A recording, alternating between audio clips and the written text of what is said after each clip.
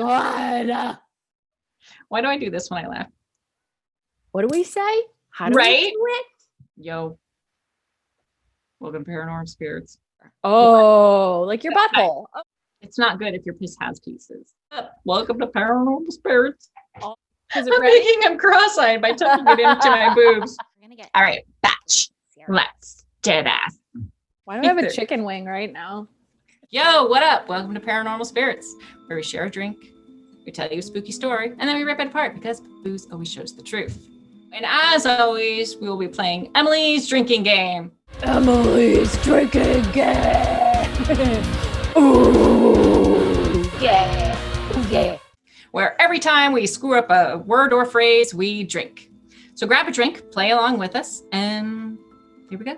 So today, Caitlin, I have a little ditty for you. Is it about Jack and Diane? It is about Jack, actually.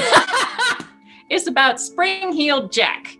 Probably a Jack you've never heard of. This one comes from us from across the pond in the old UK, where we have a friend. You know who you are. This is English folklore from the Victorian era. Oh, fancy. They talk like that, clearly. Yes, I'm from old England. All right, wow. The first claimed sightings of spring-heeled Jack were from around 1837, and then the last time we heard about him was probably like 1904. 1904. It's Spring-heeled Jack was described as having a frightening and diabolical appearance. Wow. What does that mean? He had clawed hands, eyes that resembled red balls of fire. So we had great balls of fire. One report claimed that under his black cloak, he had a helmet and a tight-fitting white garment. Wait. He had a helmet under his cloak? That's what it says. Maybe the cloak was hooded. I don't know. Oh, so like... cloak. Right, yeah. Maybe he flipped the cloak up, any old whoosh kind of a gesture. Or maybe he flipped it up like this. Showed his white-fitting garment. His white-fitting garment and his helmet. There it is. Took you a little bit. Okay. Welcome back. Was also described as being tall and thin with a gentlemanly appearance. Several reports state that he could breathe out blue and white flames, and that he wore sharp metallic claws. So some people said he had a clawed hand, some people said he was just wearing sharp metallic Which makes claws. more sense. So he got the name Spring-heeled Jack because there were several reports, especially initially, that he would jump out at people. He didn't really do a whole heck of a lot, but he would jump out at people. Yeah. So the first one was a woman. He jumped out. He immobilized her somehow. I think he grabbed her basically. Yeah. And I think was kind of pawing at her a little bit. I don't think he did a whole lot. I mean, this is Victorian era, right? Right. So, getting close to her was probably, ah! And so she screamed and he ran off. He's not a brave one, this spring-heeled Jack. The next report was that he jumped out of the darkness in front of a carriage. And when the horses kind of got spooked and there was a commotion, he once again ran off. He doesn't do much, our Jack. He's the most British ghost guy ever. He's like, sorry. And then runs away. So sorry. Bye. Sorry. What? Cheers, mate. Bye. Would you like to see my helmet? Bye. Bye. Bye. After 27 goodbyes, he backs away. We love our British friends. The report stated that he either liked to jump out at women or he would calmly approach them. And then after a while, he started to kind of rip their clothing a little bit. But the moment any of them screamed, he ran off. He's a bit jumpy. Let's see Spring-heeled Jack.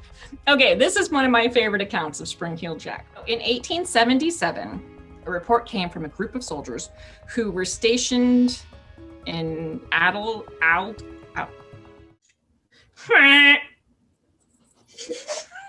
Aldershot's barracks. I have to say that very slowly. A sentry was on duty one night, and out of the darkness, he sees a figure approaching him. The soldier, as one would do, issued a challenge. That's what it stated. I don't know what the challenge was. It's like, But it went unanswered. So our figure just kept approaching. Well, Jack was coming up, right? So what does Jack do? He comes up next to him and delivers several slaps to his face. Psh, psh, psh. I challenge you to a duel. So the guard shot at him and there was like no response basically. So some people think that the guard was firing blanks at him or, missed or was giving him warning shots, but wasn't shooting him because clearly he was standing right next to him. And so then he just disappeared back into the darkness. Sorry. Oh, excuse me. Sorry for slapping you. Oh, I hope your face doesn't hurt too bad. That's how British people leave a room. Oh, pardon me. Oh. So there were several different theories about who and what Spring-Heeled Jack was, but the most plausible one was given to us by the Lord Mayor in 1838. He accused a group of young aristocrats who basically made a wager and said, we want you to appear, we dare you to appear as a ghost, as a being, and clearly just go up to people and do absolutely nothing. Right. Slap, slap, slap. So some researchers believe, because this went on for quite some time, that was probably the case. And then there were maybe some imitators that followed later on because there were gaps in the reports of Spring-Heeled Jack. But basically after that, it just kind of died out. And end of story. You're welcome. First of all, did they have helmets in 1800? Wondering that too. I mean, maybe it was one of those weird old-timey leather helmets. Tall, skinny. He's just gentlemanly. Some guy sexually assaulting women and slapping dudes in the face. That's all he's doing. He's just a young, British frat bro, basically. We're going to do the most serious prank of all pranks. You're going to dress in your finest linens and your helmet. Put your helmet on. No head injuries. No head injuries for any of us. We're going to go and touch ladies on the street. We're going to touch them. Just touch them.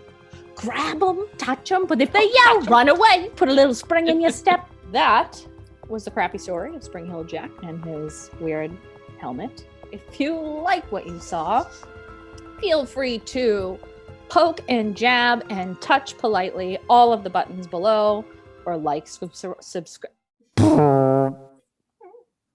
You know what I'm talking about. And if you don't like what you saw, why are you still watching? We'll see you next time for more drunken adventures with two old whores.